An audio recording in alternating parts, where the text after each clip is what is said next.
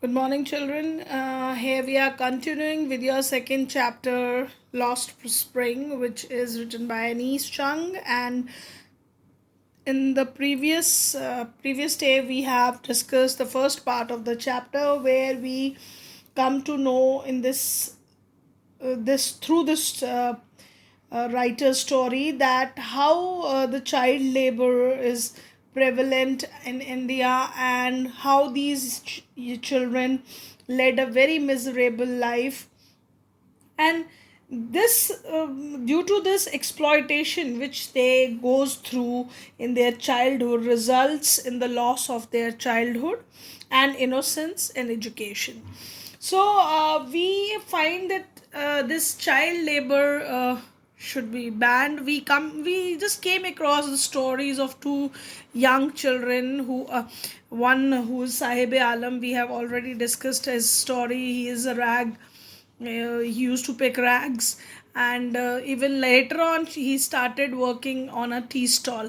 So he was not leading a very good kind of life. He don't have even shoes to wear, chappals to wear in his feet. So he was leading a very pathetic life. Although he wanted to learn. He asked from the author that when she is going to open the school, so that he can go to the school. So we find that the desire is there, but they are not getting that facilities for their education. Now we are continuing with the second part of the chapter, where the author came across another child named Mukesh. This is a conversation with Mukesh where he's told author that I want to drive a car. This is a dialogue by Mukesh.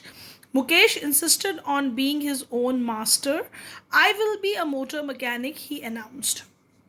So we find that Mukesh was telling the author that he wanted to be his own master. That means he don't want to work under someone, and he wanted to be a motor mechanic. Do you know anything about cars? I asked. The author asked him question that whether he knows anything about cars. I will learn to drive a car, he answers, looking straight into my eyes. His dreams looms like a mirage amidst the dust of streets that fill his town, Firozabad, famous for its bangles. Every other family in Firozabad is engaged in making bangles. So here we find out that this child wanted to learn driving. He wanted to drive car and wanted to be a mechanic. That is his dream. But obviously this dream he cannot fulfill. It is a mirage, means it is false in this dusty streets of Firozabad, which is famous for, Firozabad is famous for making bangles. Big bangle industry is there. The supply of bangles all over India is done through this city. This is a city in UP near Agra. It is the center of India's glass blowing industry, where families have. This is the city where people are working, and this their families are engaged, and they spend generations walking around furnaces, welding glasses, making bangles for all the women in the land. It seems so that much work is done related to bangle making in these furnaces, and many generations of people, grandfathers, then their sons, and then later on their sons, they keep on working in this industry of bangle making. So Mukesh belonged to such family. Mukesh family is among them. None of them know that it is illegal for children like him to work in the glass furnace with high temperatures, in dingy cells without air and light, that the law it enforced could get him and those 20,000 children out of out of the hot furnaces where they slog their daylight hours, often losing the brightness of their eyes. Now this boy Mukesh, his family is working there. Although they are not aware of this fact that this kind of child labor is banned in India, and they shouldn't work in such kind of atmosphere with high temperature furnaces and glass furnaces and dingy cells refers to very dirty and dark kind of atmosphere these places are having. and even children like Mukesh, almost 20,000 children are engaged in. So we can see that how children are forced to work, even though laws are made related to child labor, their education, these laws are made, but they are not enforcement. See, it's 20,000 number of children, they are engaged in such work. It's not that the people could not see that. So they are even losing their eyesight working full day in this furnaces, and they work very slog refers to working long time there. So Mukesh eyes beams as he volunteers to take me home, which he proudly says being rebuilt. Now, author is going to Mukesh's house, and he feels very happy that author is going to his home, and he also says that his house is rebuilt. It is under new construction. We walk down stinging lanes choked with garbage, past homes that remains hovels with crumbling walls, wobbly doors, no windows, crowded with families of humans and animals coexisting in a primeval state. So this whole part is the description of the kind of houses made in that place where Mukesh lives. The stinking lanes were there, a lot of garbage. The homes which they came across, they were very much they were remains hovels refers to almost, they were very small dirty houses. They are crumbling, their falling walls are there, wobbly doors, that means a very unstable kind of doors. So the condition of houses were not good where Mukesh was living. So they're describing the poverty in which these people are living with no good houses, and even very unhygienic conditions are there. So the he stop at the door of one such house, bangs a wobbly iron door with his foot and pushes it open. We enter a half built shack. So it was a hut. Shack refers to small hut, and even same kind of house was there. It was halfly constructed. In one part of it, thatched with dead grass, is firewood stove over which sits a large vessel of sizzling spinach leaves. On the ground, in large aluminium platters, are more chopped vegetables. A frail young woman is cooking the evening meal for the whole family. Though eyes filled with smoke, she smiled. She is the wife of Mukesh's elder brother. So here the author describes that this is the house where one side they used to cook the food, and big aluminium vessel there was, she was cooking something, she was a wife, young girl is there and she was cooking, young woman is there and she was a wife of Mukesh's elder brother, and she's give a smile looking at the author, and this tells us not much older in years, she has begun the command respect as the Bahu, the daughter-in-law of the house, already in charge of three men, her husband Mukesh and their father. When the older man enters, she gently withdraws behind the broken walls and brings her veil close to her face. As custom demands, daughter-in-laws must veil their faces before male elders. In this case, the elder is an impoverished bangle maker. So this is a kind of tradition. Mukesh's elder brother's wife was taking care of the family members, all the three male members, Mukesh's elder brother and his father. And this is the kind of tradition is in India that women, they have to cover their faces when they come in front of the elderly male members of the family. So this is followed in their family also. And here the elder male member was a very poor bangle maker. Mukesh's father was very poor man, and this man, despite long years of hard labor, he worked very hard throughout his life. Firstly, he was working as a tailor and then bangle maker. He was not able to even renovate his house fully. Then he sent his children to school also. But what all he has managed to do is to teach them what he knows, the art of making bangles. So, but they were again pushed to that same kind of uh, uh, profession, that is bangle making, what he could teach his children.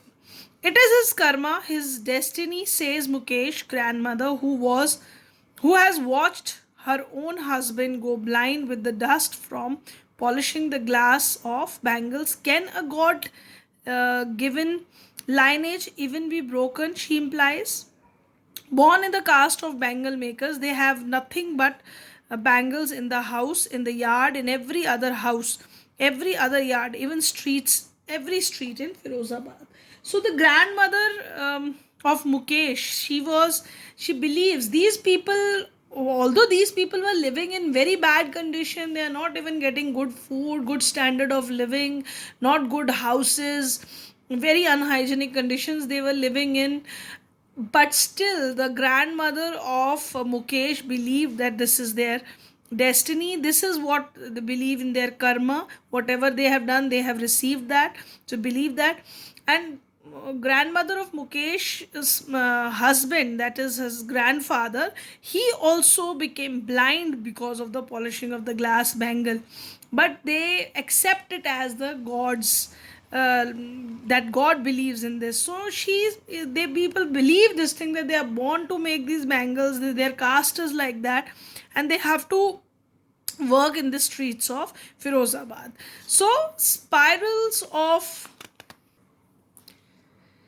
bangles, sunny gold, paddy green, royal blue, pink, purple, every color born out of the seven colors of the rainbow, like a mound and uncrept yard, are piled on the four-wheeler handcarts pushed by young men along the narrow lanes of the shanty town, and in dark hutments next to the line of flames of flickering oil lamps sit boys and girls with their fathers and mothers welding pieces of colored glass into circles of bangles. Their eyes are more adjusted to dark than to the light outside. That is why they often end up losing their eyesight before they become adults. So now these children, they are working day and night. The irony of the situation is that they are making colorful bangles. On the other hand, they are working in this dark atmosphere in these lanes with their hand cards. This is their daily routine, and these boys and girls, they are sitting with their parents in this area, in the dark lamps, and these lamps which are burning there, and in this darkness they are working day during the whole day, and before they become adults their eyesight is gone. So see the harsh conditions these children are bearing on them, and even physically they are they are made handicapped because they become blind, with their blind or maybe partially blind when they become adult.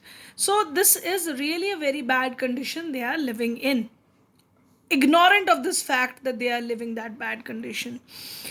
Now, author is telling us about another girl, Savita. She's a young girl in a dark pink dress, sits alongside an elderly woman soldering pieces of glass. As her hands move mechanically like the tongs of a machine, I wonder if she knew the sanctity of the bangle she helped make. It symbolizes an Indian woman's suhag, auspicious in marriage. It will dawn on her suddenly one day when her head is draped with red veil, her hands dried red with henna, and red bangles rolled onto her wrist. She will then become a bride like the old woman beside her who became one many years ago. She still has bangles on her wrist but no light in her eyes.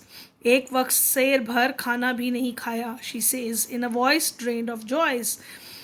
She has not enjoyed even one full meal in her entire lifetime. That what she has reaped, her husband, an old man with a flowing beard, says, I know nothing except bangles. All I have done is make a house for the family to live in. So that is what the condition of this young girl, Savita. She is also working with an elderly woman sitting by her side.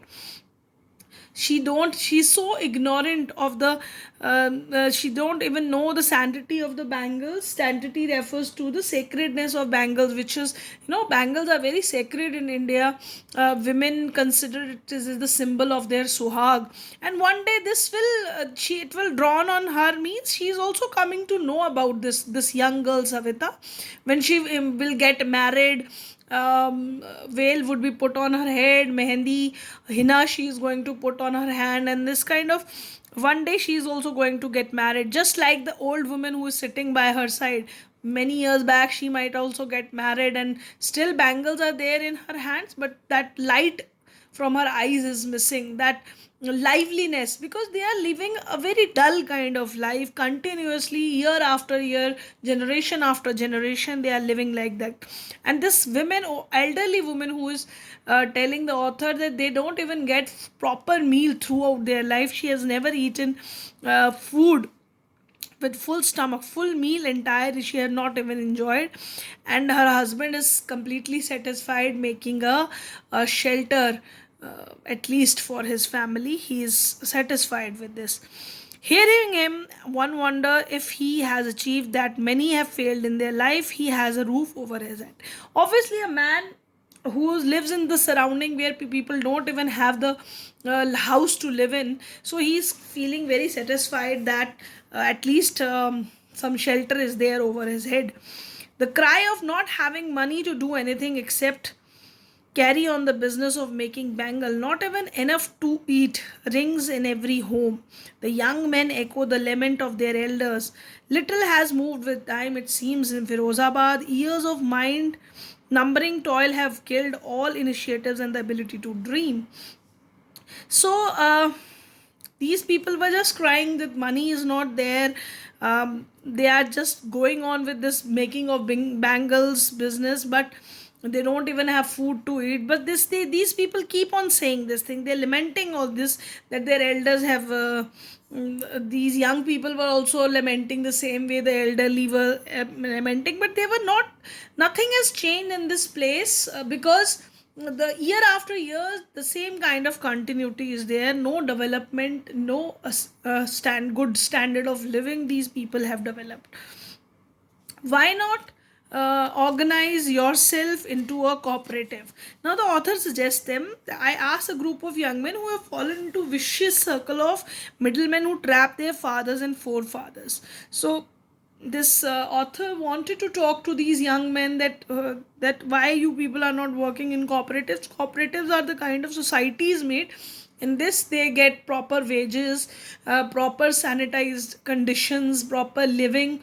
They should be provided by the workers, factory owners, those who are making the bangles. So they should be provided such conditions. But when the author asked them, these men were trapped by the middlemen.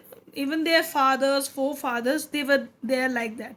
Even if we get organized, we are the one who will be hauled by the police, beaten and dragged to jail for doing something illegal. So these people responded to author that the administration is also not cooperating with them. Police used to beat them, drag them into jail for doing something illegal. That kind of blames are put on them if they started working for making cooperatives. There is no leader among them. No one would could help them see things differently. Their fathers are the tired as they are. They talk endlessly in spiral that move from poverty to apathy to greed and to injustice. Now this is the way their life keeps on moving. There is no leader among them. Nobody is there to guide them. Their fathers were very tired, and these young people are tired as well. And they go on talking about their poverty. They talk about the greed of the people. They talk about they know that the injustice is done to them, but they do nothing about it. Listening to them, I see two distinct worlds. One of the family caught in the web of poverty, burdened by the stigma of caste in which they are born. The other, a vicious circles of the sahukars, the middlemen, the policemen, the keepers of law, the bureaucrats, and the politicians. So here, author is depicting us I feel that society is divided into two parts, where there people, this one kind of people who are living in very utter poverty, where they have a lot of they feel bad about their caste. They they think that they are born like that and they have to live. And the other is the vicious, the cruel people of Sahukar, the middlemen, even the policemen, the keepers of laws, and the bureaucrats, the officials who should protect these people, they are also not working for it. And the politicians too, they are exploiting these people. They together they will have imposed the baggage on the children that he cannot put down. Before he is aware, he is accept as naturally as his father. So this burden of generation after generation is put on the child at such a young age that he is even ignorant of this fact that he is being exploited. And to do anything else would mean to dare. So if they are going to do anything else, if they wanted to join another profession, that means they are thinking to do something different. That is not acceptable. And then and daring is not part of his growing up, so they should not open up, they should not follow their dreams. And thus, what happened, when I sense a flash of it in Mukesh, I am cheered.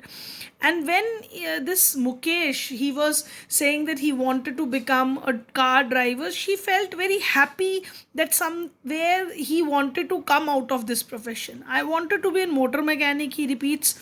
He will go to the garage and learn, but the garage is a long way from his home. I will walk. So this long way here depicts, author is trying to say that he has to break that, mm, break the society rules to come out of that profession. But still he said, I will walk. He insists, do you also dream of flying a plane? He is suddenly silent. No, he says, staring at the ground. In his small murmur, there is an embarrassment that has not yet turned into regret. He is content to dream of cars that he sees hurtling down the streets of his town. Few aeroplanes fly over Firozabad. So this is what author is trying to say, that this child has not a very big dream, but still he wanted to come out of that very bad condition they are living in.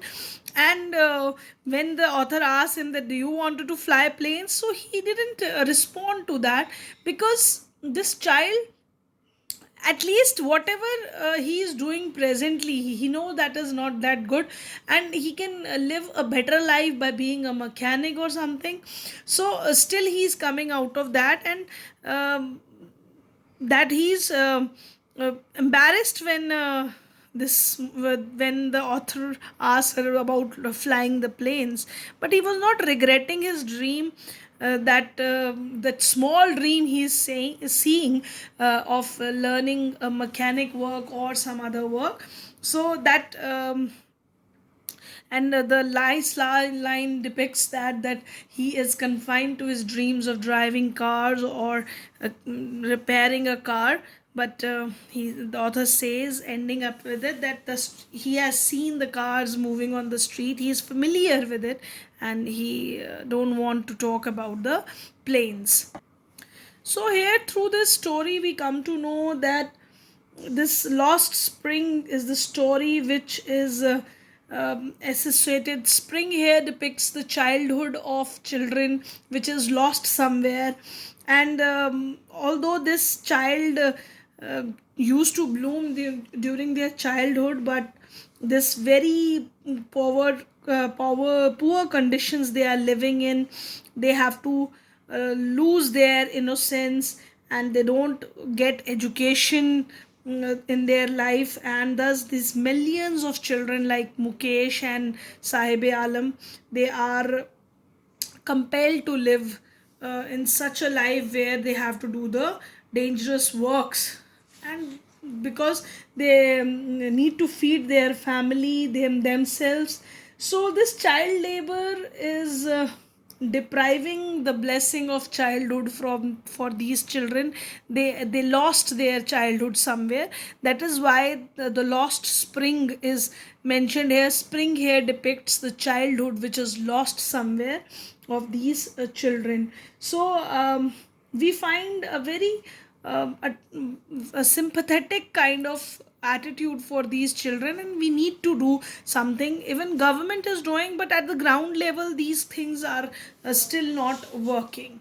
Now, children, as I have now discussed the whole chapter with you, the conditions, word meanings with you. Now, today I wanted to discuss that as the chapter is completed, a few very short answer type questions would be given to you, which would be based on the chapter. You will be reading the chapter and then attempting these question answers. For example, what is Sahib looking for in the garbage dumps? So he was looking for the garbage only, for that he might get coin or 10 rupee note or something like that. So he looks for that. Next is, what explanation does the author give for the child not wearing footwear? You know that he was living in a very poor condition. So although he was they were not wearing footwear, because once one explanation is given that that is a tradition in India, but another condition is that poverty these children were living in. So why is Sahib not bothered about the hole in the one of the shoes? You know that getting a shoe is a big thing for Sahib Alam. So whether it is a hole in the shoe, it is not a big issue for him. What job did Sahib takes up? Was he happy? You know that Sahib takes up the job of at the tea stall, giving working at a tea stall, but he was not happy because now he could not move according to his own wishes. So he was not happy with that. What makes the city of Firozabad famous? Now you know this is a very simple answer, that city of Firozabad is famous for Bangle industry, where a lot of glass work is done. Mention the hazards of working in the glass Bangle industry. You know the condition you have to depict here, the condition where people eyesight get weak, they even inhaling that hot furnace, in that hot furnace they lose their eyesight at a very young age. So that hazards you have to write it down. Who was Mukesh? What was his dream in life? So you have to describe Mukesh. He was a small boy who lives in the city of Firozabad in a very bad condition, but his dream in life is to drive a car, to become a motor mechanic. Next is, why could the bangle makers not organize themselves into a cooperative? So you have to tell that how these men who sahukas, middlemen, they force these people to work for them, generations after generations, for them, so that they don't get organized and get the better wages and the better living conditions. So these people are making them live like that. So these all questions which I have framed for you, I have discussed with you. You will be getting it for as a homework, but I discuss it with you. So please write them in a very short answers, because see, these are very short answer type questions, so you have to write it in a very short way. Please don't write very lengthy answers in very short. Lengthy answers required to answer in a lengthy way, the word limit is given to you. So this should be maximum from 2 to 3 lines answer, where you are going to write it in a very precise way. Thank you, class. Thank you for patience listening, and here we end our this explanation of the chapter. Thank you, class. Thank you very much.